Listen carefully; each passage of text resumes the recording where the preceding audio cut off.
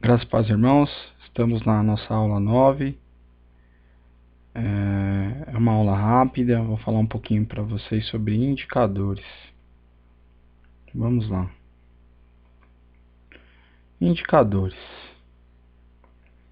Os indicadores são ferramentas básicas para o gerenciamento do sistema organizacional e as informações que fornecem são essenciais para o processo de tomada de decisão. Então, os indicadores eles têm o objetivo de auxiliar nos processos de tomada de decisão e gerenciamento das ações.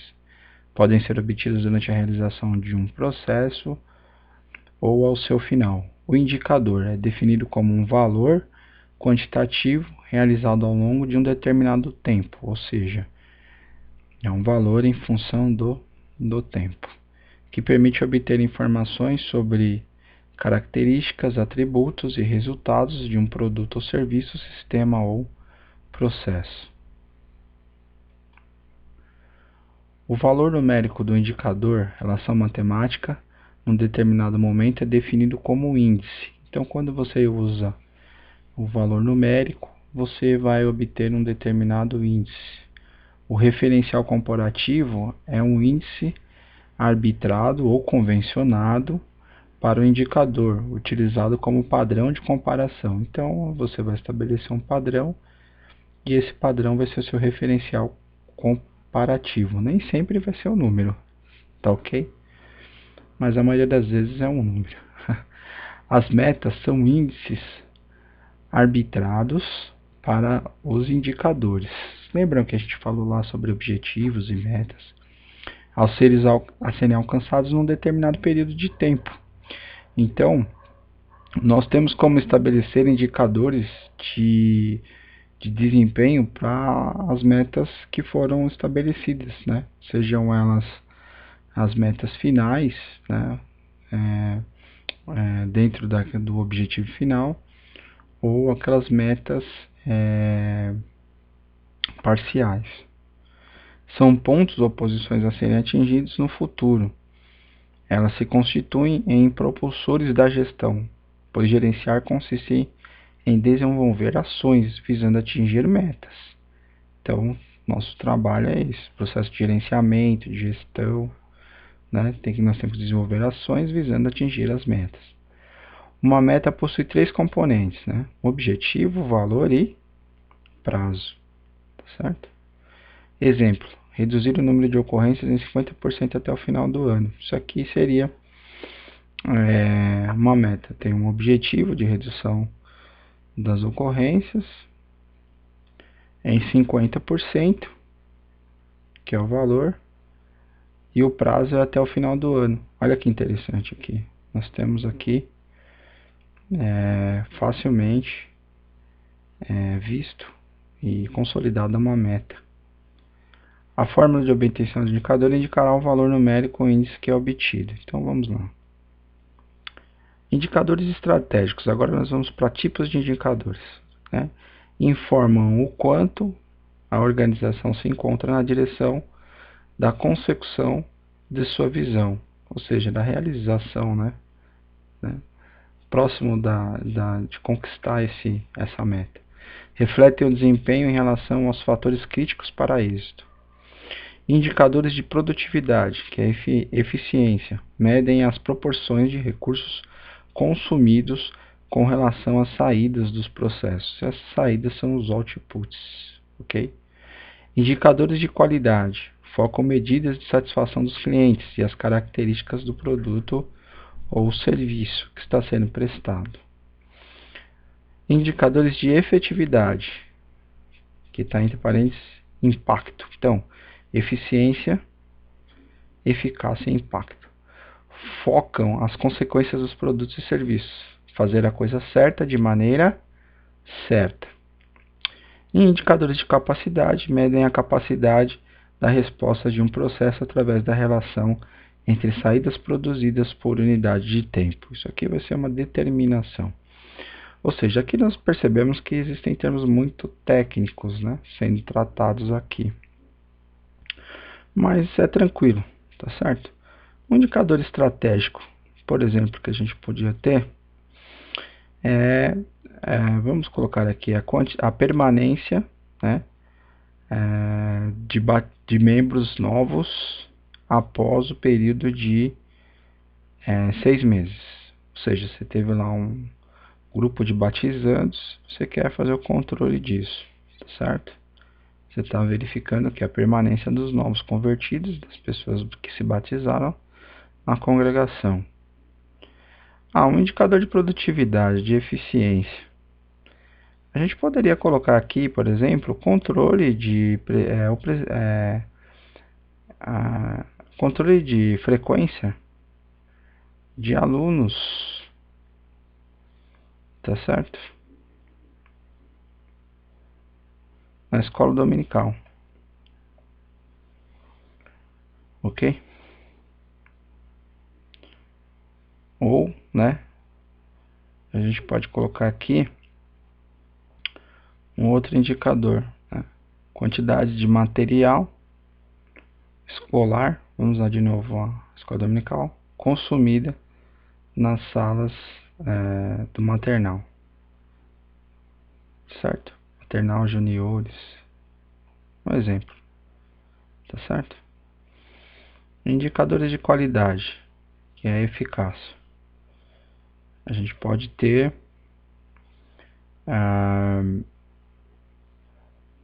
guardadas as devidas proporções, né? Vamos usar a escola dominical como referência, uma satisfação, pesquisa de satisfação dos alunos normalmente matriculados na escola bíblica dominical. Indicadores de efetividade, de impacto, né? Então, pode ser, por exemplo,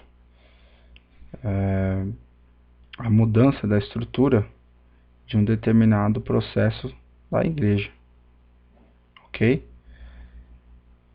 Tá certo? A otimização de um processo. Indicadores de capacidade medem a capacidade de resposta de um processo através da relação das saídas produzidas por unidade de tempo. Isso aqui é a relação, né? Então isso daqui, por exemplo, poderia estar mapeando o desenvolvimento de um determinado ministério na igreja em função do tempo, enfim, várias coisas a gente poderia utilizar aqui, ok? Vamos lá.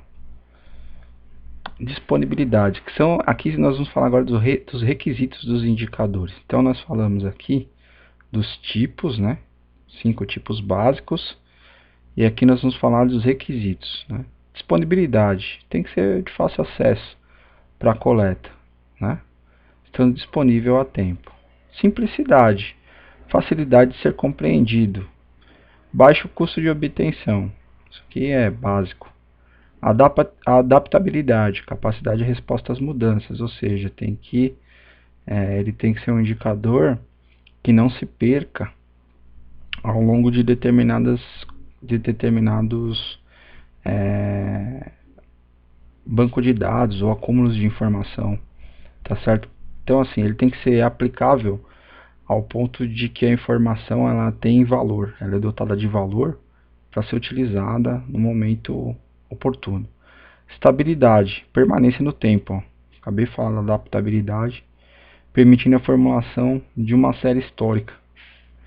Então, ele tem que se adaptar às mudanças e tem que ser estável, permanecer ao longo do tempo. Rastreabilidade, facilidade de identificação da origem dos dados, seu registro e manutenção. Okay? Representatividade, atender as etapas críticas de um processo, serem importantes e abrangentes. Então, é isso. Quando nós vamos desenvolver indicadores ou pensar em indicadores, nós temos que pensar em dados que vão ser relevantes ao longo de um período histórico no desenvolvimento de ações ligadas à gestão, ok? Então, os indicadores têm essas características. Aí agora nós vamos para o ponto o que medir, né? O que nós vamos medir com o indicador? A eficácia. Nós podemos medir a eficácia, a qualidade, características técnicas asseguradas ao produto, serviço, trabalho a ser realizado. A gente pode medir também custo, conjunto de valores retirados da sociedade e, vírgula, os quais se agrega valor para essa mesma sociedade. O atendimento, garantia de entrega para os serviços, são só exemplos, tá? Realizado no prazo. Satisfação, nível médio de satisfação das pessoas. Segurança, ok? Em relação aos usuários, serviços ou trabalho realizado. Desempenho, consequência de produto ou serviço, trabalho a ser realizado em relação ao cliente. Sociedade, fazer a coisa certa do jeito certo. Eficiência, que é a produtividade. Efetividade, que é o impacto. E a característica ética, cumprimento de normas, regulamentos, leis e conduta. Então, esses são algumas das questões que eu posso medir. Eu já citei, né? O que eu posso medir mais também, né? Eu citei alguns exemplos já anteriormente, né? A permanência, a efetivação dos membros após batismo, período de batismo. A característica etária, por exemplo, de um grupo de jovens, média desse grupo, certo? Posso medir através da aplicação de um questionário, levantamento de dados de membresia, enfim, são várias questões que podem ser feitas através do princípio no uso de indicadores, mas eles têm que ter um propósito, né? Se você for, por exemplo, analisar a média da idade dos participantes da juventude ao longo de um determinado período de tempo, dos últimos 4 anos, você pode fazer uma avaliação, você pode tirar várias respostas, né, e gerar alguns indicadores que te ajudam a visualizar isso mais rápido. Por exemplo, a variação da idade do ingresso na mocidade da igreja, né? Então, você vai perceber, provavelmente, é claro, que a questão é mais precoce hoje, né? Você vai perceber que o ingresso, talvez, de repente você perceberia que o ingresso na mocidade se dá com uma faixa etária menor do que atualmente, do que nos 4 anos anteriores. Aí você vai falar assim, para que serve isso aí então, né, esse indicador? Poxa vida, serve para mostrar para nós comportamentos sociais, né? Além de nos dar uma linhagem no sentido de abordagem, ok? Só um exemplo. Bom, indicadores. Vamos ver se nós temos mais alguma coisa. Não, aqui nós já entraríamos em finanças. Eu gostaria de conversar com vocês sobre finanças. Está sendo postado vários vídeos, né? Nós vamos ter fundamentos de contabilidade com o uso de um software chamado GnuCash. Então, vai ter nos vídeos iniciais os fundamentos de contabilidade básica e o uso do software GnuCash. O GnuCash ele é um software em base já de Windows, inicialmente construído para trabalhar na base de Linux, né, ou do sistema operacional Linux. É um software hoje que nós já temos para o Windows 7, enfim, se eu não estou enganado, para o Windows 10, né, Windows 10, e é um software gratuito. Coloquei o link na plataforma para vocês. E lá nós vamos tratar um pouquinho mais dessas questões. Aqui eu só vou elucidar para vocês alguns modelos, mas lá nós vamos ter também, inclusive, uma construção de planilha de fluxo de caixa utilizando a ferramenta Excel. Então vocês já vão verificar como que você organiza um fluxo de caixa já utilizando a ferramenta Excel. Por esse motivo que eu não vou me demorar muito nessa parte de finanças, é uma coisa muito rápida. E lá também eu coloquei uma palestra sobre o cristão e as finanças, do pastor Solano, da Presbiteriana de Santo Amaro. Muito boa palestra, vocês vão gostar. Ok? Então aqui eu só coloquei um modelinho de controle financeiro. Esse modelinho é interessante de ser aplicado nas igrejas para a coleta do dízimos e ofertas, ok? É muito básico, tem a entrada dos dízimos e ofertas, colocar o nome do dizimista, o valor que foi dizimado, total de dízimo, total de ofertas e o total geral, e com a assinatura do tesoureiro e mais 2 diáconos, né? Ou representantes escolhidos pela igreja. Isso aqui é fundamental, Fundamental. Para a idoneidade de todo o processo de coleta, isso aqui é fundamental. Melhor ainda é que se alterne os fiscais a cada 6 meses. Ok? É uma dica que eu dou para vocês. Aqui a questão do fluxo de caixa é bem simples assim. Total de entradas, total de saídas, tá certo? Tudo que entrou menos tudo que saiu. N entradas, N saídas, eu vou ter o meu saldo e também o valor projetado para o mês seguinte, ok?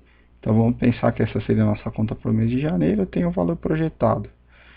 Eu posso ter dado um valor referente a 30 de dezembro, vamos supor que fosse um valor negativo, esse valor seria projetado para janeiro, cobrindo essa despesa. Se eu tivesse um saldo positivo, projetaria um saldo positivo para fevereiro. Então, não tem muito segredo, a questão do fluxo de caixa é isso. No vídeo da construção da planilha com o Excel, vocês vão perceber que isso vai ficar muito claro para vocês, de uma forma prática, inclusive na construção das fórmulas, ok? Aqui eu coloquei uma planilha só para que vocês tenham uma referência, ok? Então, eu tinha aqui um saldo inicial de R$ 1.000. Eu tive uma entrada de 32 mil e tive saídas que acumularam R$ 32.020, certo? Então ficou um saldo negativo de R$ 20, que me deu uma disponibilidade de R$ 980. Esses 980 eles foram projetados por mês seguinte, ok? Aí eu tive uma entrada, por exemplo, de R$ 30.500 e tive uma saída de R$ 32.120, ok? Isso me gerou um saldo negativo de R$ 1.620 e aí eu tinha um saldo positivo projetado. Abatendo isso, eu tive um total negativo de R$ 640 no mês. E assim sucessivamente. Vocês percebam que o saldo negativo ele vai ser projetado.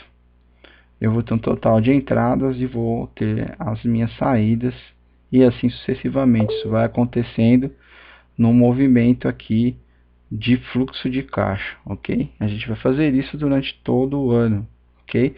Então isso vocês vão perceber na planilha, mas fica aqui a dica só para vocês entenderem. Aqui vocês percebam que eles colocaram aqui algumas questões, que são custos fixos, salários e encargos, prebendas, assistência médica, aluguel, energia elétrica, tá certo? Despesas com a contabilidade, tal.